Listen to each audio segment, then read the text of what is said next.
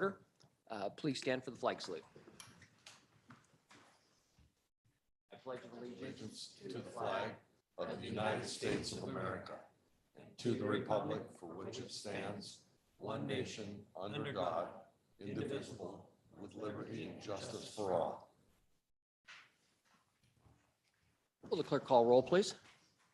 Counselor Steinhebel. Here. Counselor Dykstra. Here. Counselor Nassar. Here. Counselor Rees-Camp's absent. Counselor Salvage. Here.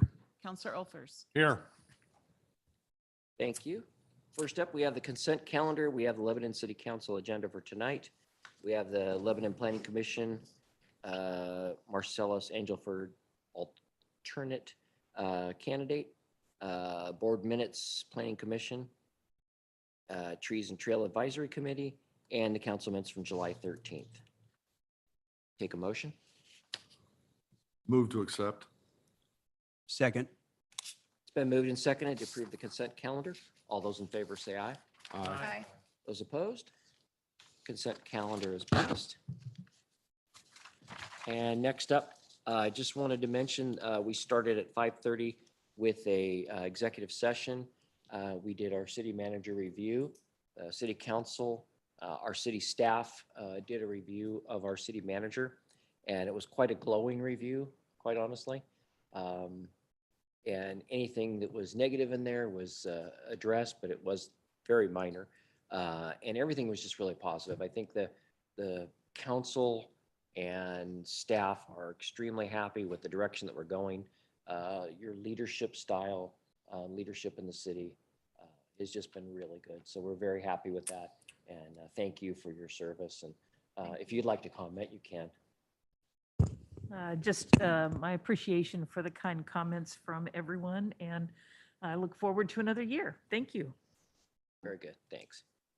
Okay. Next up, Nancy wanted to introduce someone to us. I would like the mayor and council to meet Brandon Niche. If you'll wave your hand. He is our new finance director. He's been here a week and a half. His honeymoon was over last Tuesday, so if you have finance-related questions or comments, you can ask him. Brandon came to us from Sweet Home and has a number of years of experience, and frankly was on a budget committee I worked with a number of years ago. So been around the block, and you'll see him at budget time in particular. Welcome, Brandon. All right. Okay. And first up, we have presentations. Build Lebanon Trails. Rod Sell's going to give us a little presentation on what the Build Lebanon Trails have been up to this year. Hi, everybody. I'm excited to be here. So thank you, Mr. Mayor and City Council and city staff.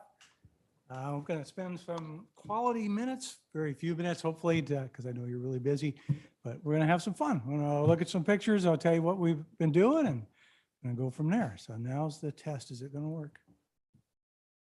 Find out. There we go.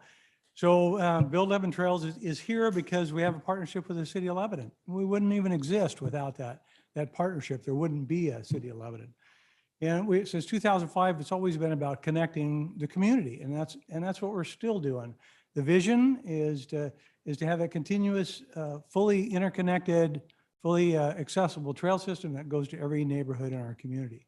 And so the goal on a Trails Master Plan is 50 miles. And so we really feel like we have to do at least one trail per year to even get close to seeing that within our lifetime. So we're really motivated to make that happen. We've had a lot of successes over the last year. Of course, the Old Mill Trail, so that it's valued at over $1 million.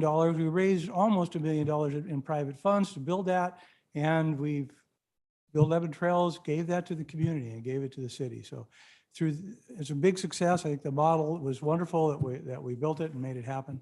We've also have other projects that we've done. The Eagle Scout Trail was extended and widened, and then the Mountain River Drive project, that was a project where we did some trail enhancements. So this is the trail, the Old Mill Trail. So definitely the sweet smell of success. We used a model where the Build Lebanon Trails was able to hire the contractors. We an extremely high quality. The city staff provided the designs and oversight and inspections, and then we hired like I say, Rick Franklin to general the job, and then Breezy Custom Concrete was out there, and they pour after pour after pour, and 7 inches deep, 11-foot wide, and just a wonderful project.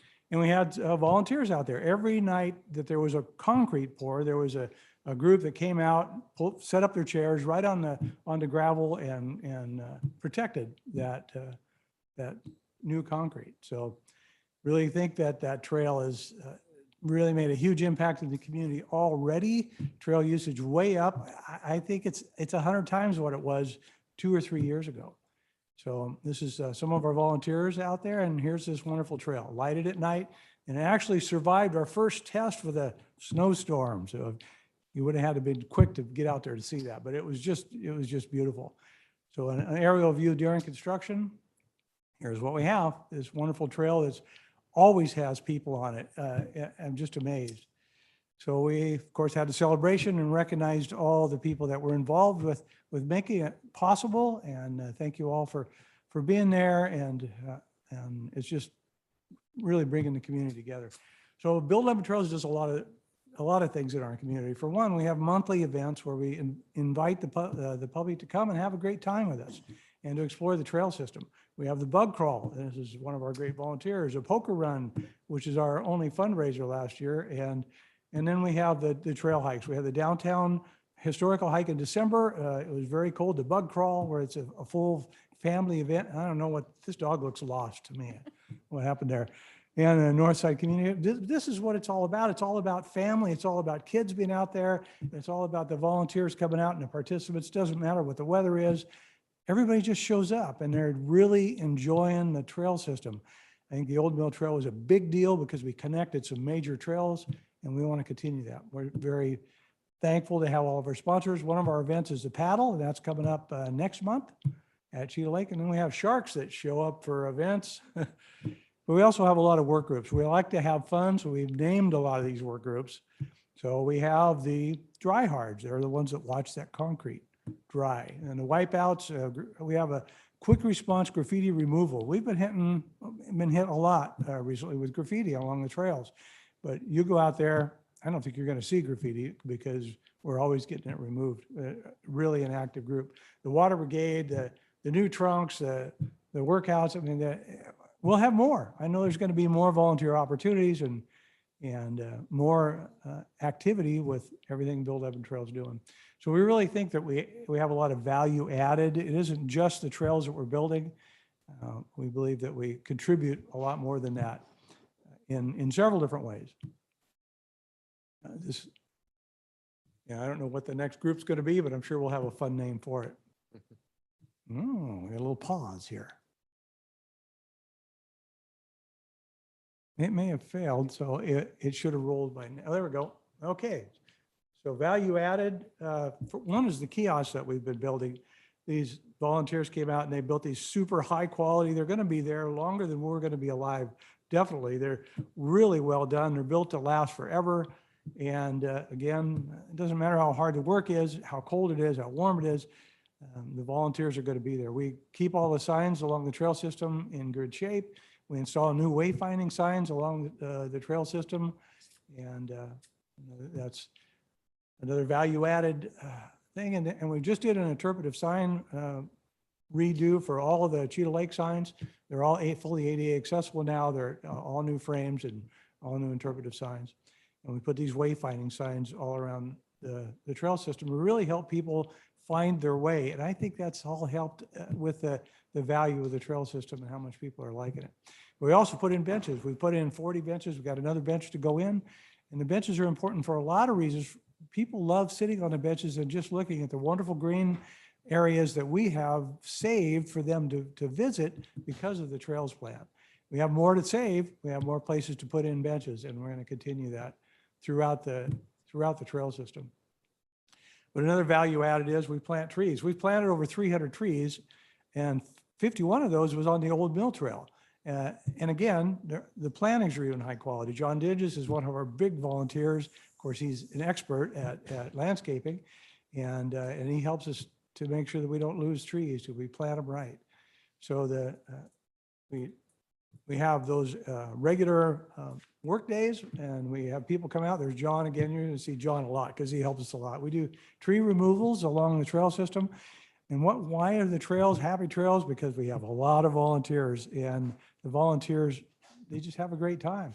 They're out there enjoying themselves. We try to stand out when we're out there. We have volunteer vests so people can come up to us and feel comfortable and know that we're there to do great things. Drew Brees stopped by and visit the Dry Hards one day when we're out there. We actually had students come from Armenia. They were part of the Friendship Force International Exchange Program, and they wanted to work on our trails. So they had a group that came and had a work day on the trails. So it isn't just the local community that's working. The Boys and Girls Club was another group, though, that came and just recently worked on the trails with us. Doesn't matter how hard the work is or what the weather is. We have the volunteers that come out, and some of them don't want to be recognized, like these two judges. Thought they hid pretty well. We do noxious weed abatement, and we've been fighting the ragweed at Mark Slough forever. This is the water brigade. They're out watering those 51 brand new trees that we planted. And we have the tank, and it's all marked with Build 11 Trails. This is our quick response vehicle, and a driver that we're trying to train, and I volunteer. I don't think he's quite got it down yet, but giving it a good try. And John, here's John again. He's got this great equipment. He actually, I think, keeps it around for us to help us with our projects. And again, great volunteers, and the Sharks keep showing up. So we like to have fun for sure. So it really is about building community. That's what we're doing. We believe that it's an important part. We have goals set. We always have our goal setting at the end of the year. We have 1 and 3 and 5 and 10-year goals. But right now, we want to secure the property to build a trail across the City of Albany property north of River Park. Staff is working on that. I think the council is aware of that project, but we're also trying to work with the City of Albany to secure the right of way to hook Hatter Irvine Park into the Dr. Thad Nelson Trail. And we want to connect the trail across Gill's Landing. What I haven't shared with you is that the Build 11 Trails is offering to fully fund that project with either a city design or a state marine board design. We want to make sure that there's an ADA and a safe pedestrian crossing from the old Mill Trail and to River Park and beyond. So I know that was pretty quick, and I know your time's valuable, but I'd love to answer your questions and go from there. Well, I know it's looking good out there. It was fun going on the trail from all the way from, it's almost River Park over to the landing. And that was really nice walk. But it looks really good. I've got a friend that lives off of Milton, and he's right down at the edge, right where the trucks used to come in. Yeah. And he says he cannot believe the amount of foot traffic now that's back there. It's Yeah, and just that's not constant. even an official access, but it's used heavily. Yeah. I use it too, so I see people all the Yeah. time. A lot of people with their dogs like accessing from that side, and yeah, it's just wonderful. You guys have done a tremendous amount of work. Thank you so much. Oh, yeah. Well, thank you for the opportunity to do it, and we want to continue to do that. You know, we want to continue to write grants. We've written over 27 successful trail grants, and we want to keep that up. Right now, there's a lot of opportunity. There's 4 grants that are coming up that are great for the trails. And so what we really are asking for help is that we'd like to see if somehow we can find staff time I know they're so slammed with work, but to have at least 2 trail projects on the shelf and ready. So when we know what the cost is, we have a rough design. And so we can go and apply for the money to bring all that money into our community, basically for free. You know, Build 11 Trails works without any being paid, and their volunteers work without being paid. So anything that we can bring in to help the city budget, I think is really a great way to put infrastructure for free. That's in a master plan for the city that we can help build that and do that reasonably. So I wanted to leave you with this picture. Beautiful. This is such a great resource for our community. And of course, the Trails Plan calls for a whole lot more trails out there. And we hope to, with the grants that we got from the COVID recovery money, we hope to expand that trail system next year and just keep plugging away at it and eventually have that trail all the way around the lake, and including a couple of bridges to do a better job of accessing the trails without having to go from both ends, to be able to go from the middle So it's just, and it's all in the Trails Master Plan, which we'd love to see updated again because I think it was 2009, like our other Parks Plan, which is a 2006 plan. It's getting kind of outdated. And I think it'd be great to have the goals in front of you that were from, that come from a new master plan. Well, I just want to commend you for the work that's been done, just even since the inception of this group and watching it go across, around the lake to the old mill trail to everything. It's amazing. Vital communities need, healthy communities need trails like this, to stay active. And selfishly, that old mill trail is very close to my house. So I do enjoy using that. I would love to say on a daily basis. It is probably more like weekly, but just thank you for your volunteerism and thank you to the group for everything that you guys are doing. We're a better community because we have you here. Yeah, well, thank you. And it is a partnership, and we just want to continue to get that partnership to grow and to foster and build more trails through that. So, well, thank you. All right, thank you very much. And thank you all you folks that are the volunteers, because I know you're the heart of the group. So thank you very much for all your work.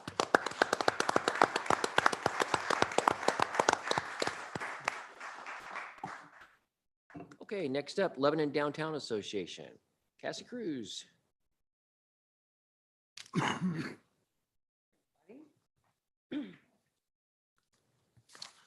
Everyone's doing well this evening. So, excuse me, I'm actually gonna grab my water very quickly because I already know my throat. Give me 1 second.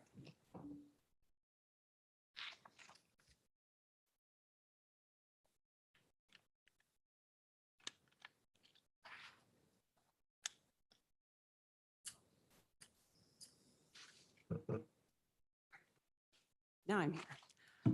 So yeah, everyone have in front of you, sorry, I just got to today, but that's how life rolls right now.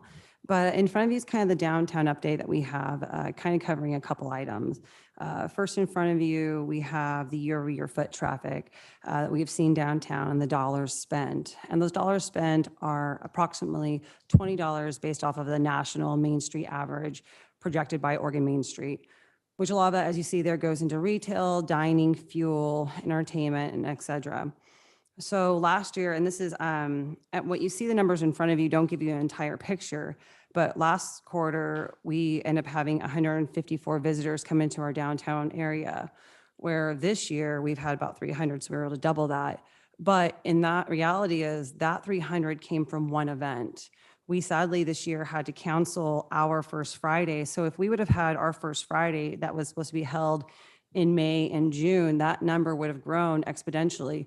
Because something that, I'm not going to quite report on this one, but to talk about in a moment, we had an explosion of our downtown just this last First Friday that we had.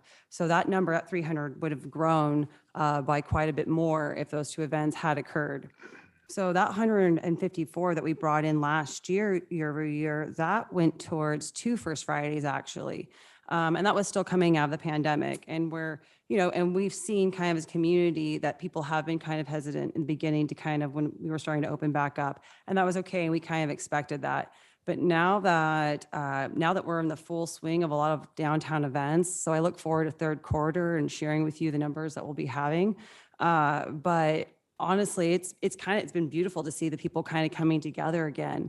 And to be able to see people first maybe hesitant when they come into an area and they kind of see a groupage of people, but as soon as that camaraderie is felt and that good time is starting to be had, it's wonderful to watch, and more people are coming together. So it's been really fun to kind of see that unfold.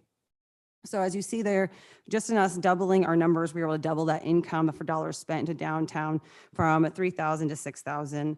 And then for how our tourism has grown from within Lebanon to outside of Lebanon, what that looks like. And if you guys remember last quarter, what I didn't share on this particular paper, but we had about just over 70% that was attending our events from Lebanon. And we've actually grown outside market share just about by 25%. So where we have about 50% of people who are attending were from Lebanon and the rest were from around the area. But I will say, if you look here, the blue and the yellow does not, and I apologize, it did not get marked and I should have put the numbers in, but that actually encompasses Vancouver and Seattle, people who came down for the Family Pride Day event. And that was about roughly 4% right there. So we had a lot of growth. So all these numbers were just for that one event, Family Pride Day.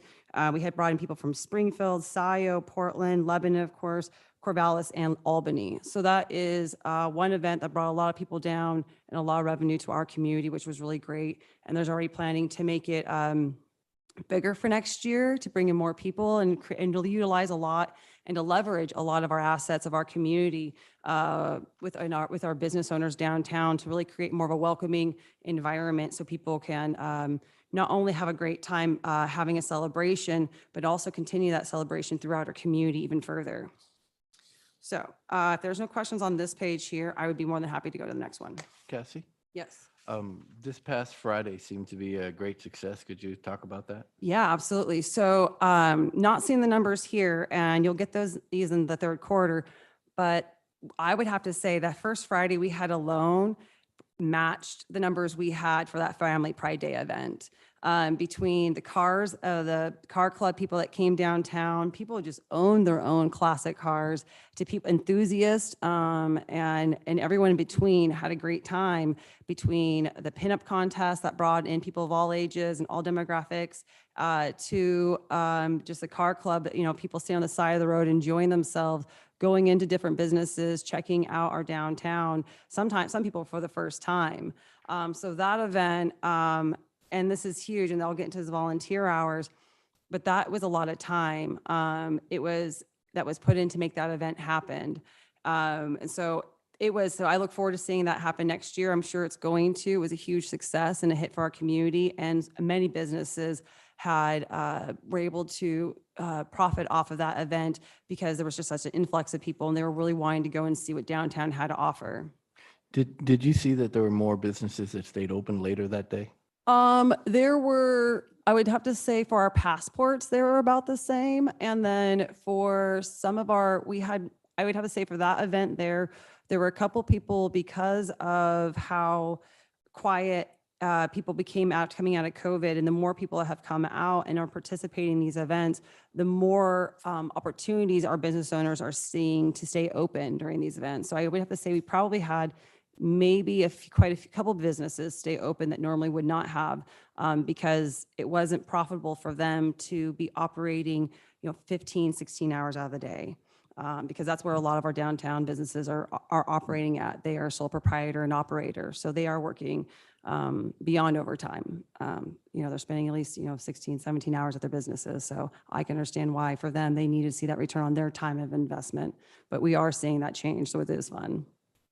Cassie, I might have missed it, but how do Yeah. you capture the location that people come from? Yes. So we've been utilizing different online platforms that allow people to purchase tickets. So then we're able to capture the information of where they're purchasing from. And then also when people are in our events too, when they check in, we can verify where they're from, have that conversations, and then to see where people are coming from as well. Cool, thank you. Mhm. So with that said, I have to say the volunteerism on the next page is spoken to for our downtown, and it has grown exponentially within itself. And that is a really good feeling, because events like the last First Friday, if any of you were able to attend it, would not happen. And many of our other events that are currently in swing right now, like our summer concert series, like the coming art that we'll be seeing more of Strawberry Plaza, like Family Pride Day, like quite a few other things that we have coming down the pike for even later this year. In the audience, I want to say two, and I'm kind of trying to think, two people behind me that sit on our committees. I have Brooklyn Theodoff, and there's Tammy Cochran, who help with Family Pride Day. And I have to say the amount of hours that people are putting in, not only with their expertise, and Dayla Johnson's back there too, and she helped out. That was a collaboration piece with Family Pride Day with Dayla's Blue Angels, because they help provide security. So with that said, if it wasn't for the volunteer hours of people giving their time, and we all know this, I know I look at the faces in front of me. I know all of you are volunteer your time. I know a lot of you work outside of your own jobs. So people giving that expertise of knowledge, people giving their time away from what they could be their family and other productive things, means a lot for just a staff of one person, because it wouldn't happen if we just, with just on my shoulders. It only happens because people have that drive and have that passion. What is not listed on here, but I do encourage everybody to do, is to go to our website and look at our boards and our committees, see who's on it, because that shows a full list of everyone who helps. Go on our website and look at our events, that you'll see the photos of those, of our different events, the videos, which will soon be more updated, because I have new videos for summer bands and brews, even concerts in the park and at the plaza.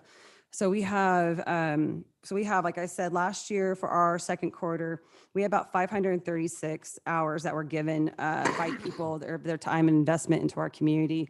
And this year, for only this quarter alone, and that was without 2 First Fridays, we had about 932 and a quarter hours invested into our community of people giving their time. And then, so that investment is just over $12,000 back into our community. That has allowed people to have, concerts for the summer. That does bring art into our community, and that brings on to events that create belonging that we've desperately needed, especially since COVID created a great divide. So I have to say just a huge shout out and thank you to all of those individuals. So kind of give you guys an understanding, what these hours went to was our First Friday events I spoke to, our summer concert series, the art board programs, Family Pride Day I've spoken to, the Art and Wine Walk, which is coming up, Shop Small Saturday, and I think I may have shared this with the group, but if I didn't, I would like to just touch on it really quickly.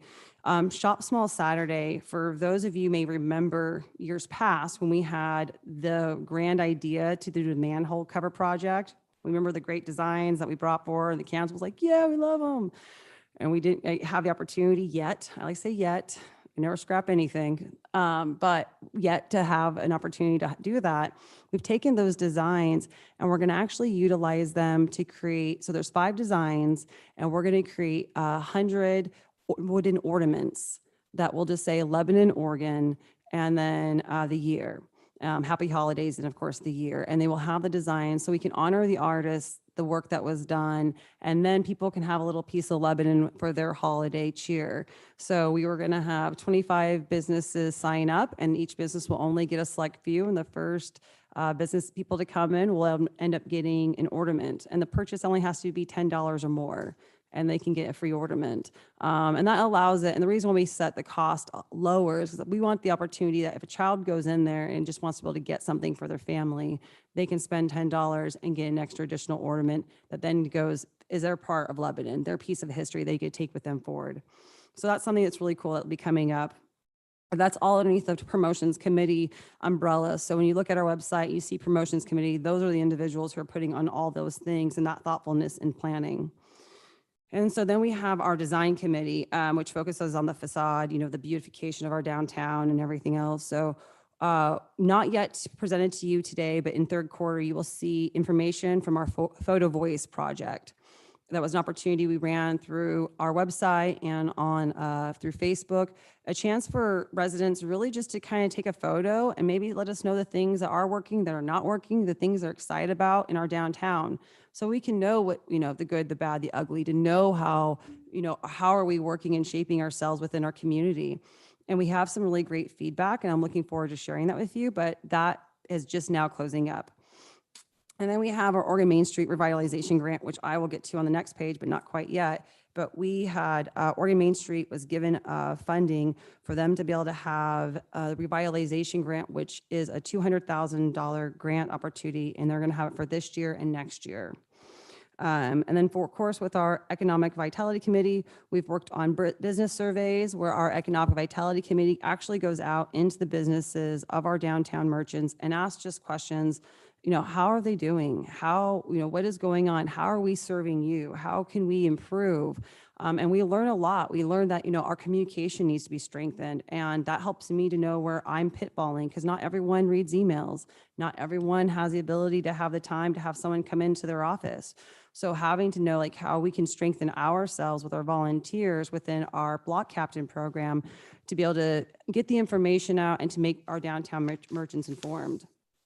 And then recently we had a spacewalk, which I will say probably wasn't the best timing on our part, since we did have the World Track and Field Championships And everyone who registered from the spacewalk was either from Portland, Seattle, Eugene, and then there was one from California. So I'm assuming possibly due to traffic and everything else, because of the event, we did not see those participants. But we had one local person show up who was not even registered, but had the opportunity to be able to come down, and we were able to go through a couple spaces that they wanted to see.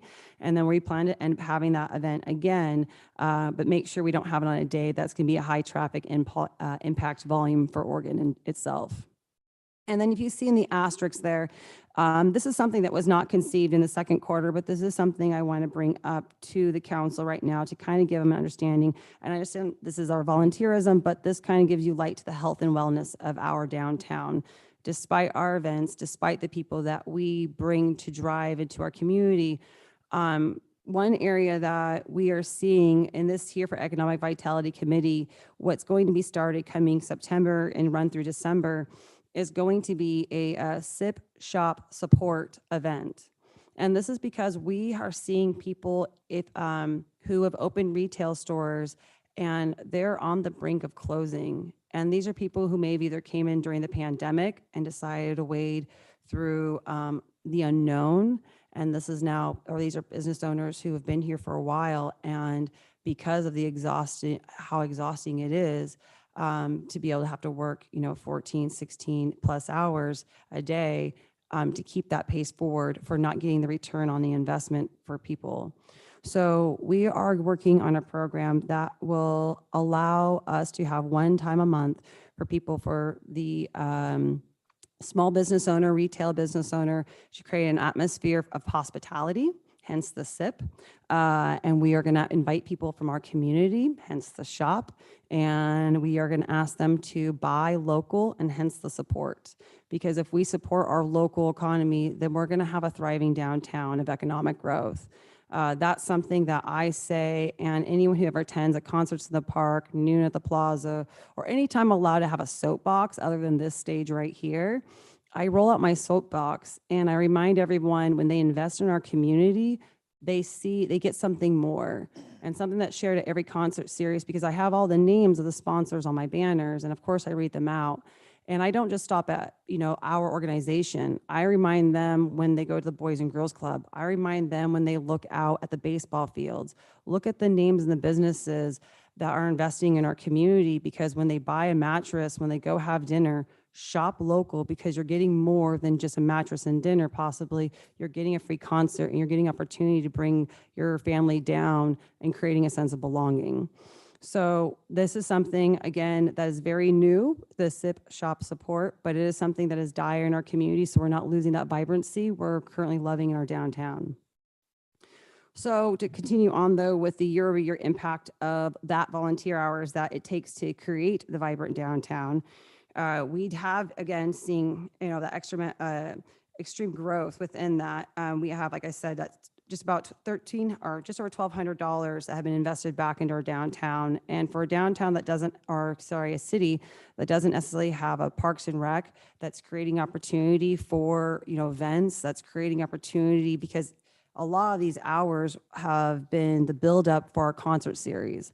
A lot of these hours that were invested were the buildup for an amazing First Friday that, just packed our downtown, and it was lively. A lot of these hours you see in the second quarter were just kind of that precursor to, bringing forth a really great summer that we're having right now.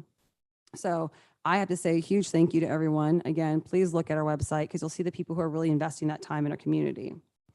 So to speak to the Oregon Revitalization Grant on the next page, this is something I'm extremely excited about. And we have one of our building owners here as well.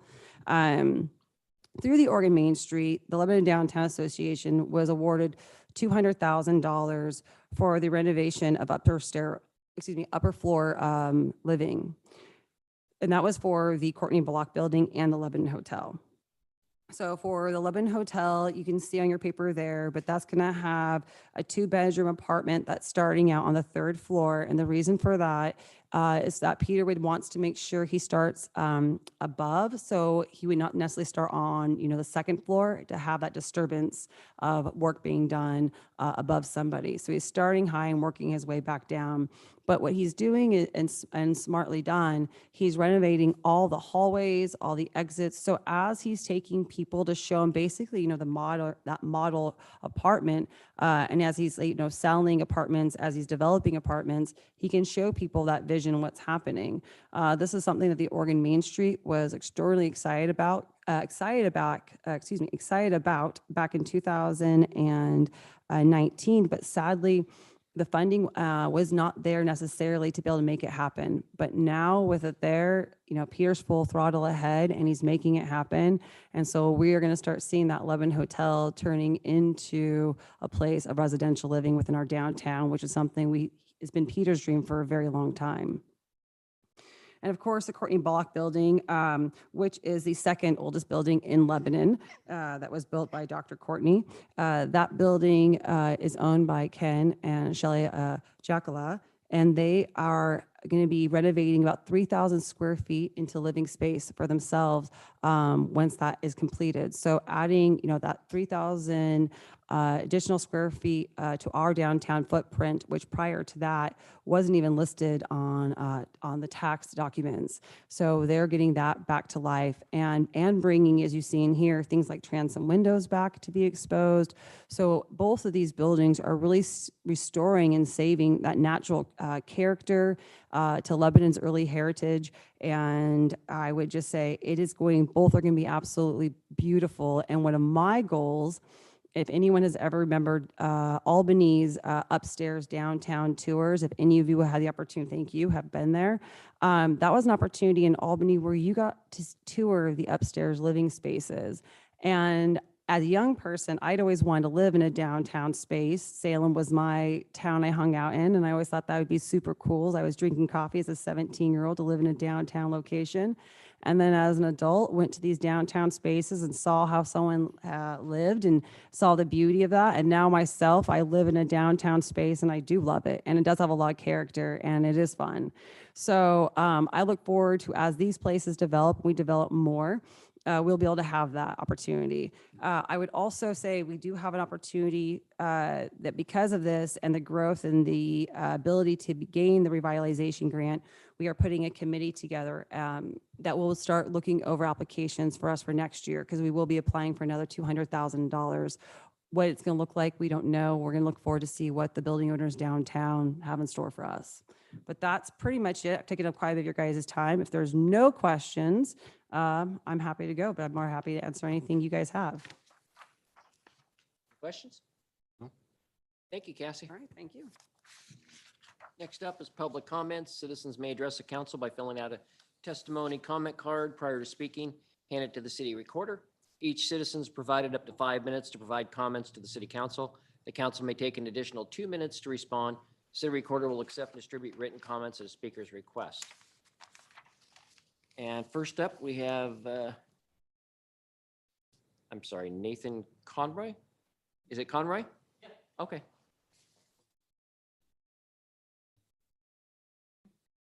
And you're representing Rain? Yes. All right, welcome. Good evening, council. I'm Nathan Conroy. I am the venture catalyst for Lynn and Benton counties with Oregon Rain. As a quick aside, just given the two presentations before, Cassie, I'm super inspired by all that you do, and the more that we can help you out, let's do it. So I'm really excited about that.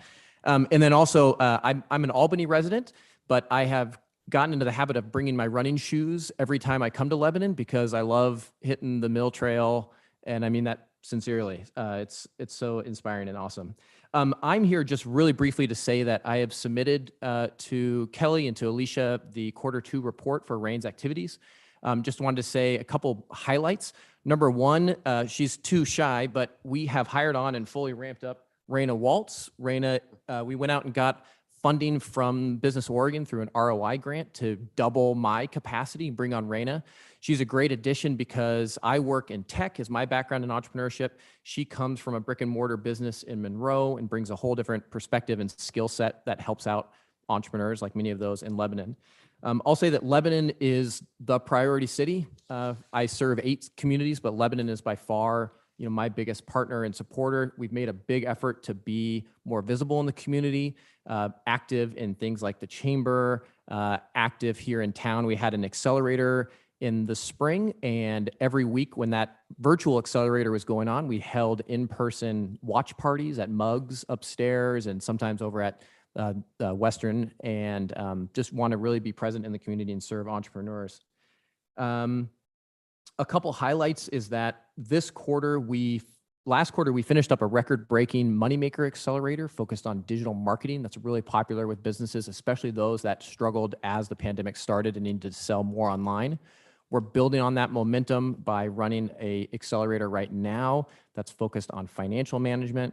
We went out and got funding to provide free services to local entrepreneurs with professionals like accountants, CPAs, lawyers, and so we're really excited by the number of signups we've gotten to take advantage of those hours. A lot more going on. The last things I'll leave you with is that we also, RAIN has an advocacy team. The advocacy team is visiting city councils across Oregon to provide a 20-minute training presentation on entrepreneurial friendly policies and activities that city councils can take into consideration. We'd love to work with you if there's any interest in that. Otherwise, thank you for your partnership. I'm always available and love to hear feedback so that we can do a better job partnering with you and serving local entrepreneurs. So thank you. Hey, how's your response from people, like the attendance and things this year compared to what it was? Great question. We've found that we are most successful when we partner on events. Number one is that, there's in the communities we serve, trust is really important and relationships are really important. And so it can be hard for a new person to come in and expect a lot of people to come. So it's really helpful when we partner on events. I'll also say that we find that a lot of folks are somewhat used to attending events virtually. And so we find that a lot of people opt for that, even when we offer free Hazella goodies and things like that. I don't think it has anything to do with Hazella, but I think if they're used to attending online. So it's an interesting mix. Okay, very good. Any other questions? Yes. Do you have a brick and mortar space yet? Do I have a brick and mortar space? Yes. I do not. Does RAIN is what I meant. RAIN does not either. Not. When you do your events here locally in Lebanon in terms of the trainings, where do you do those? Because you mentioned Mugs, but. Yeah, I like the upstairs space in Mugs quite a bit. In the past, we got really, really close to doing a big event down at Boulder Falls Okay. right before the pandemic started. So I've been talking with them about trying to bring back a big event there. I'm also really inspired by the amount of energy and activity related to Western. And so I've tried to be active in their spaces as well. If I can, there's Yeah. another space that I think you might like, which is the library. Have you Yes. seen that space? It's a fantastic space. If you can, please use that. Yeah, and I have met entrepreneurs there, and it is a great space, especially when you look right at the fireplace there is where I like to set up. So There's a fireplace in there? fireplace, you look right at the fireplace and you look out at the You need to get friendliness out. arch. Oh, on the other side. I'm talking about their training space. That's only see. been there Yeah. since they built it. I meant the No, training you- space. I see. Yep, thank you. All right, thank you. Thank you. Okay, was there anyone else that was going to address council? All right, seeing none, we will move on to the public hearings. The first purpose of this public hearing is to invite public testimony regarding proposed city fees. The public hearing is now open at 6:43 PM. The city manager will provide the staff report. Good evening. We do review our fees annually, and this is the time to do that. These are the miscellaneous fees except for utilities. And we have in the staff report some proposed changes, including removing some fees that we no longer provide. For example, audio and video copies. We point people to our YouTube page where they can find that. Business licenses we have done away with, and so we can take those away, but we're adding OLCC temporary sales permits. Some of our fees, like the lien search fees, are increasing just because that is a fee we collect when we do a lien search. The company that provides it is collecting that fee on our behalf, and their costs are going up. Library fees, same thing. Interlibrary loans are just costing more money to send. Mail is more expensive than it used to be. So I think pretty straightforward in terms of changes. We did try really hard to not increase fees a lot. We recognize the importance of low-cost options for people in the community, for example, for park shelter rentals to have birthday parties and those kinds of things. So with that, I'd answer any questions and have a resolution there for you to approve. I had a quick question. The links fee for students in grades 9 through 12 and then college, looks like that's going away. If I read that correctly, it looks like, yeah, that's going away. How do we tell if someone's a college student? Are they going to ask for IDs or anything like that? I guess They is do my ask point. for, they do ask for IDs. Okay. Yeah, I think altogether, I was especially excited about that. I think that's really helpful for some kids in our community, maybe that, especially now with buses. I know being in school buses are a challenge for some kids, so I was pleased to see that in there. Yeah, thank you. Any other questions? Okay. Would anyone like to speak in favor of this matter? Is there anyone who would like to speak in opposition of this matter?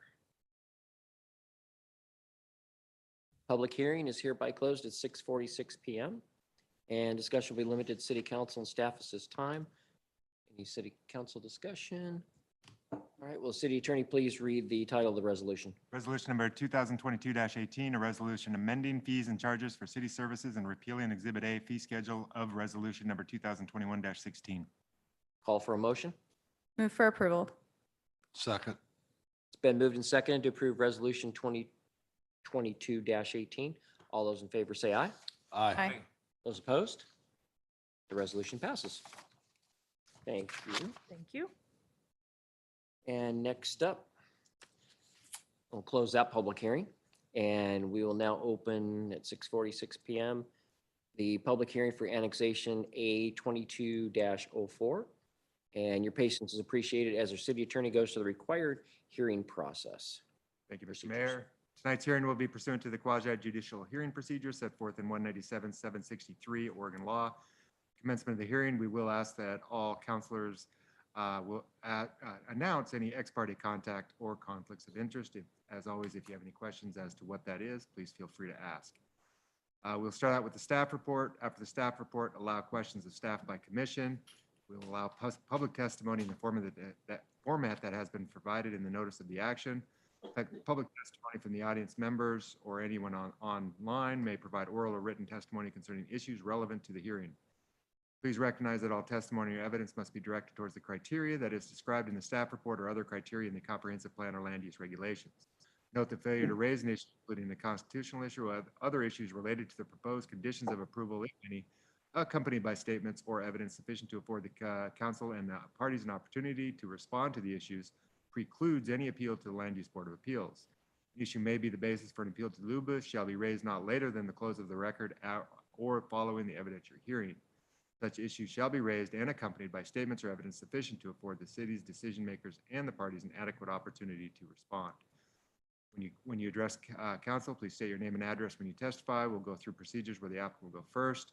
It is their burden of proof. We will then open it up to any supporters of the application, then any opponents to the application, and rebuttal if necessary. We'll then close the public hearing. All discussion will be held among the council. Council will have various options that can be discussed tonight. With that, Mr. Mayor, you may ask Thank you. for conflicts of interest. All right, do any councilors wish to declare ex parte contact, conflict, or bias in this case? All right. Seeing none, is there anyone in the audience that objects to the notice that was sent in this case to the jurisdiction of this body to hear and consider this case? Seeing none, will the Community Development Director please present the staff report? Yes, sir. Good evening, council. The request before you tonight is the annexation of two parcels totaling 1.39 acres. One is accessed off of Cascade Drive, which is south of Wagon Wheel Drive, and the other one is off of South Santiam Highway, north of Crowfoot Road, and both properties are contiguous to each other. The properties are located within the Lebanon urban growth boundary and designated residential mixed density in our comprehensive plan. And consistent with the requirements of the development code, the land would be assigned the zoning of residential mixed density upon annexation, and the applicant has accepted that zoning. There are public utilities along Cascade Drive that are already in place that the site would be able to be accessed. And so as the site is contiguous to the city boundary, which is Cascade Drive, there are utilities able to be served to the site. The properties are eligible for annexation. The Planning Commission conducted a public hearing on July 20th and found the application met the requirements for the decision criteria and voted unanimously to recommend the City Council approve the annexation. So the recommendation tonight is for the City Council to approve the annexation of the two subject properties and the corresponding residential mixed density zoning for those annexed properties. That concludes my reports, and I'm happy to answer any questions. Any questions for staff? Okay. At this time, I'll ask for the applicant's testimony.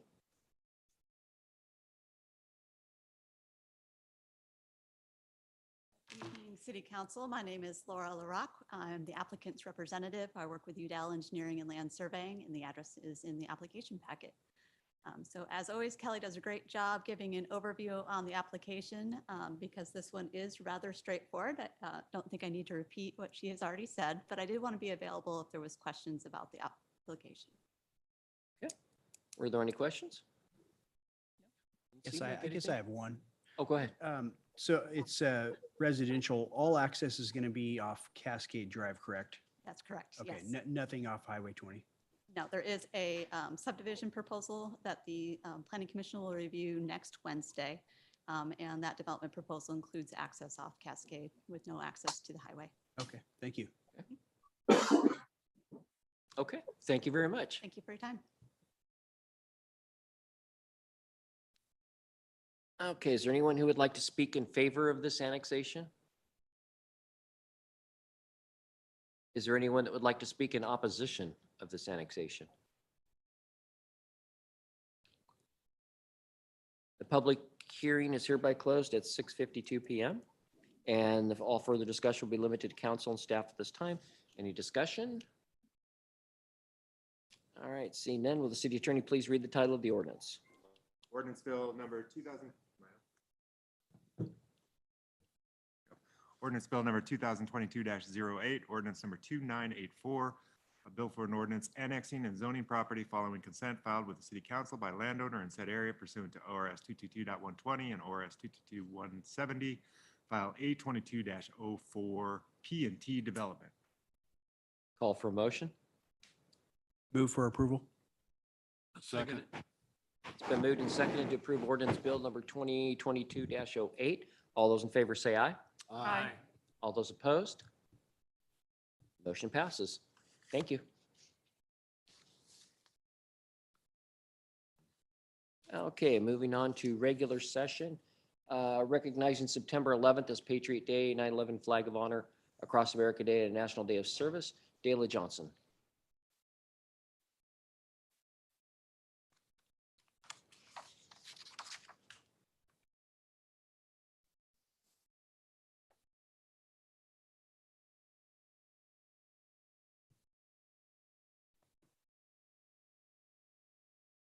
Thank you. Thank you, Mr. Mayor and City Council, for allowing me to speak on behalf of the resolution that I have presented to you in your packets. We are going to go through a real quick 4-minute video, if you would not mind.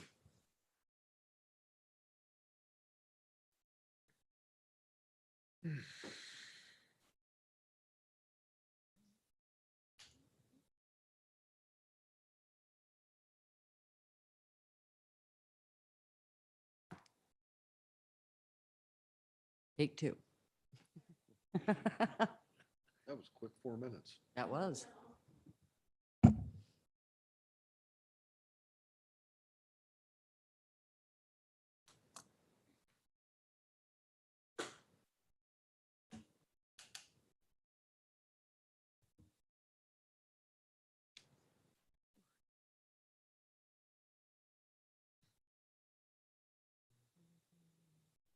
While she's doing that, I'll introduce you to my two peer court volunteers. I'm Niana Miles. Joseph Ronzavelle. And they've been with our Lebanon Youth Peer Court since the beginning of the inception of 2013. So Very they're here good. to help with the presentation today. Thank you for your guys' work.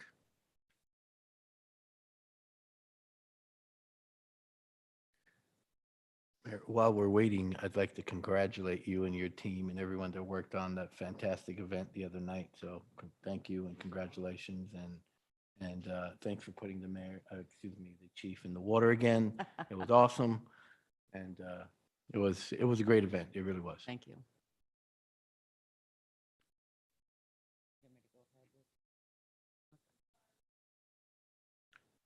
Try it again. Okay. Yeah, she doesn't have sound for some reason. Anyway, it's a really good video. So anyway, we'd like to continue to recognize Patriot Day as the annual observation on September 11th to remember those who were injured or died during the terrorist attacks in the United States on September 11th, 2001. The City of Lebanon, Lebanon Police Department, and Lebanon Youth Peer Court have been chosen as the first in 70 communities in the United States for the second annual 9/11 Day Flag of Honor across America. We are joining other communities across America to never forget the victims from the 1993 World Trade Center bombing, 6 victims, the September 11th, 2001 terrorist attacks in New York, Pennsylvania, and Virginia, 2,922 victims, as well as more than 4,313 who have died from 9/11, 2001 through April 30th, 2022, due to 9/11 related injuries, illnesses, and other causes. On September 11th, 2022, at the Circle of Flags at Boulder Falls, Lebanon Police, Lebanon Youth Peer Court, and Lebanon Fire District will raise the 5-foot 9/11 flag at our ceremony. This flag includes all the names of the 2,983 victims who lost their lives on these two tragic days in 1993 and 2001. The flag we will raise visited the Flight 93 Memorial this year and was placed on the sacred ground where Flight 93 was taken down by heroes instead of terrorists. On our annual Flag Across America Day, we will remember 70 of those souls lost on 9/11, 2001, as well as 8 children whose innocent lives were taken as well. Our police, fire, peer court, and members of the community will read about each of these as well as a short bio on each. We never want to forget. The community, along with Lebanon Youth Peer Court, Lebanon Police, high school football team, Gillett Home Team, Turn and Burn Painting, and others are preparing as well for a day of giving to a veteran in need.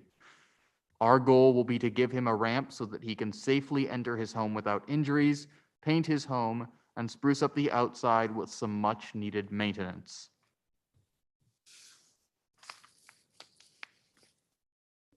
The community, along with the Lebanon Youth Peer Court, want to remember that on September 11th, 2001, it's one of those rare days that if you ask most of us adults, we know exactly where we were.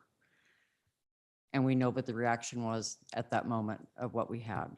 It's a day that's seared in our memories. This day is for all of us that to never forget what happened on 9/11. Many Americans, including myself, feel it's our role to remind our youth what transpired that day. But for those born post 9/11 and have grown up in the aftermath, it's a complex history that needs to be remembered and taught like any other historical event. It's about reaching and educating our young people and provide the development process to make sure that we never forget 9/11. They need to be reminded, as we all do, the sacrifices the first responders and the military have made then and continue to since 9/11. I just found out today that I have applied for a grant from Global Youth Justice, and it's going to be used for an interactive education course that has to be done prior to 9/11 for 20 youth, and they have to be under the age of 20.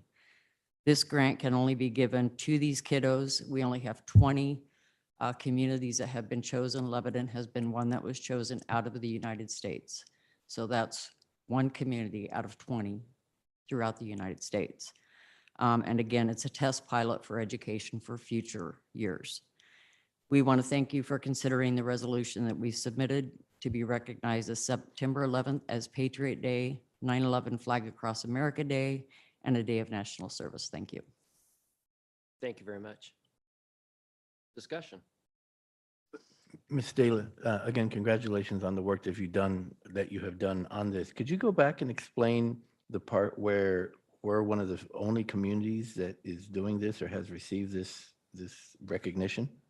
We're one of 70 communities. We were the first that actually got chosen in the United States of America to be a community to portray flag across America. We are the first of 20 that were chosen for this grant that I just found out this afternoon that we received that grant to further education for our youth. And those 70 communities, will they be documented somewhere that others can see, hey, this is Lebanon, I've never seen? Yes, if you go to Global Youth Grant Justice website, we've already been put on there from last year. We were also chosen last year as one of the 50 communities. And they've already started advertising. They're excited about this. I'm going to send it to them if it's passed. And it's going to be used as a learning tool for future. In this event in September, will we be inviting people from other towns, from other communities to come participate? We want everybody to participate. We have National Guard, of course, the Chief of Police, the Fire Chief. We are working on getting a Black Hawk to fly over. Each one this year is going to be a little bit different. Last year, they just read the names. This year, we're going to have photos to go with the names. What's really important is that she talked about 4,000 people have died since 9/11. And going through the names as I've been matching names and doing photographs, the majority of them have died from cancer-related incidents from being at the site on 9/11. So, it's something that it's important that we remember. It's something that we can't forget. And I hope that, future generations, that they're able to teach as it goes down. And I think that it's important that our community was chosen and we're the only one in Oregon that was chosen. So it's an honor. Well, thank you for the work that you've done on this, and I look forward to being a part of it. You're welcome.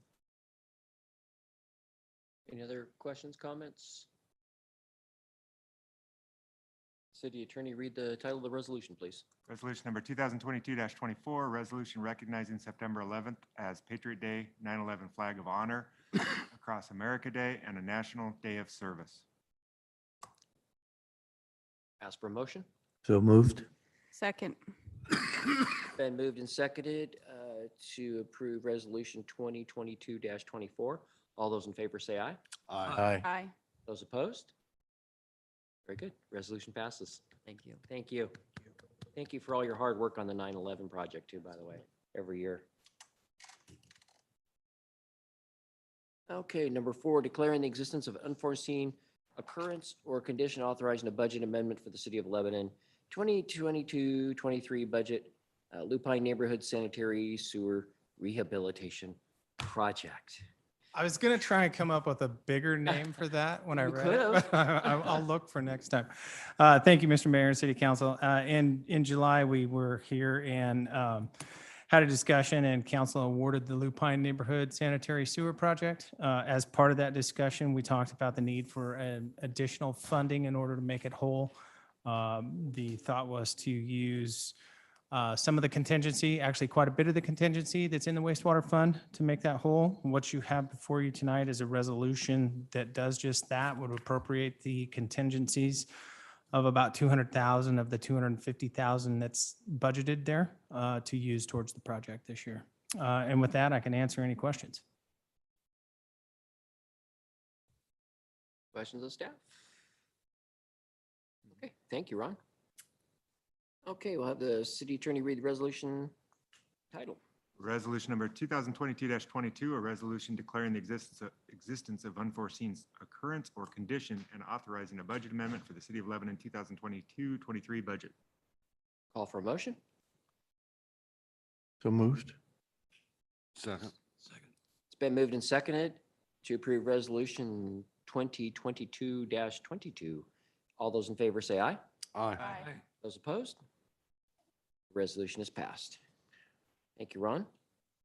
Next up, provide sewer services outside the city limits, 1821 South 12th Street, and that would be Ron again.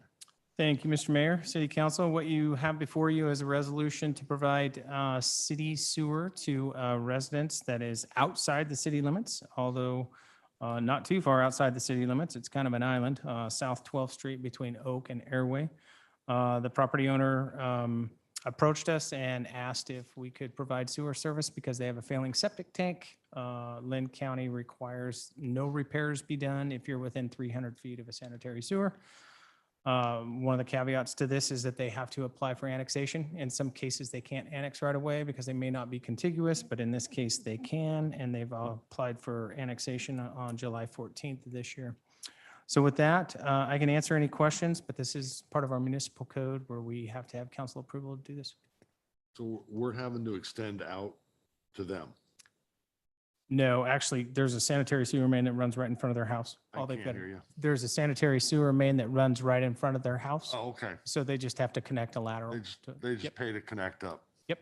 Okay. It just happens to be on that line. Yeah. Yeah. Duh. What's that cost? How much does this cost? I don't have so you're gonna, obviously with an annexation and you do the utilities, you're gonna see the SDC fees. So the contractor that's doing the work, this is a really deep main. I've heard rumor around $50,000 to do the work. So it's extremely expensive in this case.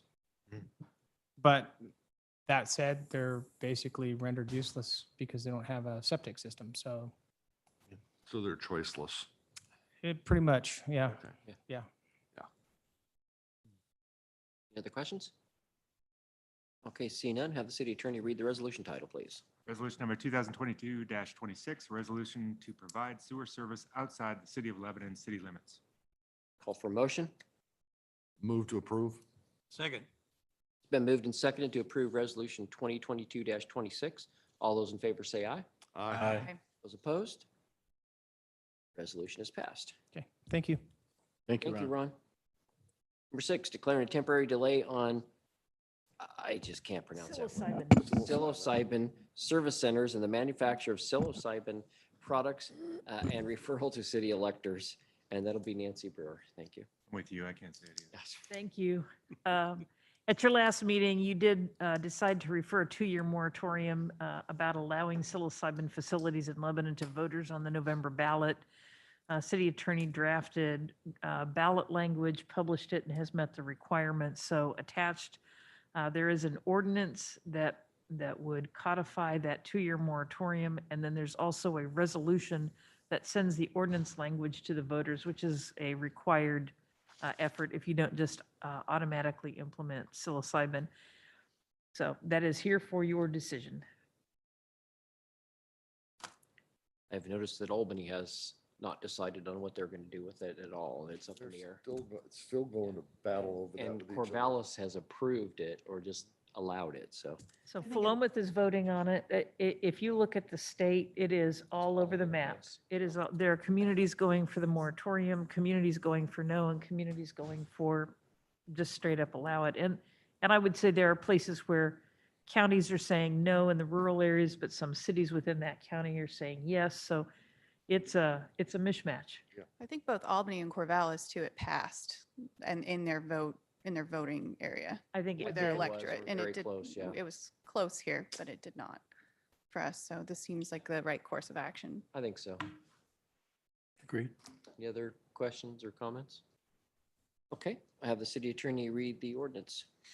Ordinance bill number 2022-09, ordinance number 2985, a bill for an ordinance declaring a temporary delay on psilocybin service centers and the manufacture of psilocybin products. That, Did I do it right? You did that very good. I wouldn't have if Nancy hadn't. Call for a motion? So moved. Second. It's been moved and seconded to approve Resolution 2022-23. I'm sorry, 2022-09. All those in favor say aye. Aye. Those opposed? Resolution passes.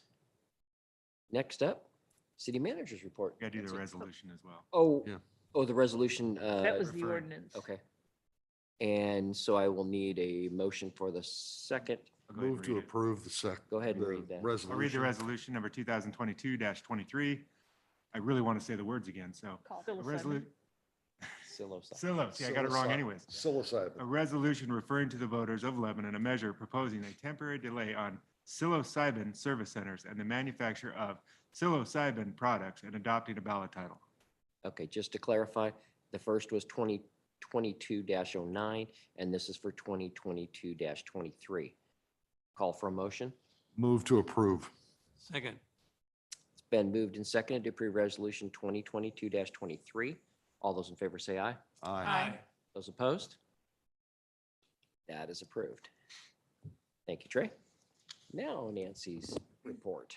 So a few things to share with you all.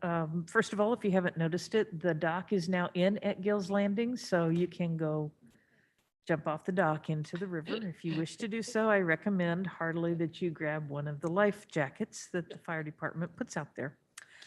You'll know that we are buying the parcel on the east edge of Cheetah Lake Park. It looks like we may be closing on that either Friday this week or sometime early next week. So we ought to be able to move forward with the planning that we have underway for Cheetah Lake Park improvements that would include putting a trail on that parcel. Had a meeting, several staff members with several representatives from Western yesterday to talk about their plans to build on the old Weyerhaeuser site and how we would get road access to that site. Clearly, we have a lot more work to do, but discussing kind of what our primary access probably looks most reasonable to be, what some of the challenges might be there. And as we start working through how to get that access, looking at the potential for some federal dollars to help provide that. The best access probably is coming off of Grant and going under the railroad tracks. There used to be access there. That is not an AERC track, that's the Union Pacific track, so it's dealing with a different railroad and some different challenges there. But I think we have a good idea of where we need to go, and started looking today at what some of the new Infrastructure Jobs Act grants might be. There are a couple associated with railroads that we may be able to link in with here. So we'll see what we can do. And we'll be working on that project for some time to come. So just to let you know. And then my last, if you want to, I'd like to be able to say if you want to have a grin, but it's not really a grin moment, except that it is. Monday, just after 5, there was a pipe that broke in the wastewater treatment plant admin building. That is a pipe that carries sewage as part of the treatment process, and flooded the building, not with water. And so the crew spent a good chunk of the night, Monday night, cleaning, brought in ServPro, I believe, and then had to disinfect everything. The office furniture that was on the floor that was wood all had to be destroyed. And so we will have some costs there. It's another day in paradise. Did we learn if Jason Williams is a hands-on type of supervisor? Oh, my. Jason, this was after Jason Williams had already had an incident the prior week with a piece of equipment. So, and I would also note Monday was the first day for the new wastewater treatment plant supervisor, and he did come back both Tuesday and Wednesday. So we felt like that was a good sign of success. That's a win. And That is a win. just to be clear, so that everybody knows, that was an old thing that was done, and it was That was an They're old, cleaning things up anyways, and that was just an it was an old. old thing, and doing something different in terms of where offices are compared to process is part of the master planning process we are underway with right now. That may have taken a slight step up in terms of urgency, but um, many jokes surrounding that. And if you want to see later, I do have pictures, but I'm not going to show them now. So That's okay. thank you. We get the gist. Yeah. Any other questions? All right, let's see. I do have a question. Hold on a sec. The traffic light at Stoltz, what is the timeline on that? So we are still, I'm going to look to Rhonda to nod here, but we are still waiting for Lynn County to acquire the right-of-way that is needed to straighten and align that intersection. And Lynn County, we have been given to understand, was pursuing eminent domain, but that has not happened yet. It is a sliver of right-of-way. It's not huge that needs to be acquired, but the property owner is not so far agreed to sell that. So that still is in the planning stage. And I believe the announcement that I saw today for next week's planning commission meeting, they do have a request in to annex 2 parcels on, I believe, the west side of that intersection. Is it, and south of Airport Road, right? Yeah. So that project, that development project is probably also moving forward, and we are wanting to make sure that whatever we do with the light there doesn't then have to be taken out as a new property developer comes in. So there are several moving pieces working here. I would like to say kind of against a rapid resolution on that, as those processes need to move through. Okay, comments from council? No way. Not today. I don't even have one. All right. Public press comments. Do we have any other comments from the press? Okay. Public? Okay. Next scheduled meeting is September 4th, 2022 at 6 p.m. Regular session. See you then. Adjourn.